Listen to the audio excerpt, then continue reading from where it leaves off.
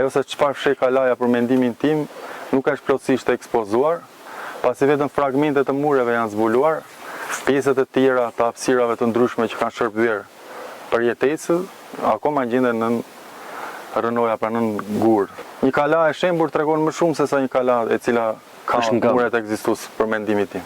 Dëmtimit e sipërfaqeve të tjera, ku njerëzit besojnë nëse mundet të ketë metale të çmuara, mundet të ketë lirit e dim pra që ishin zejtarë të Zot, punues të këtyre metaleve, mirë po më shumë jo tek metalet e çmuara, besoj unë tek metalet të cilat ju shërbenin atyre për të jetuar.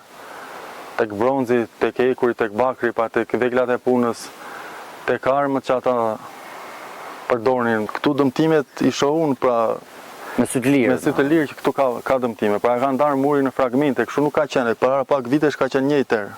Por krahas shtegut mendoj unë duhet edhe promovimi i kësaj kalaje, ruajtja më e mirë, investimi, po edhe vendosja tabelave informuese.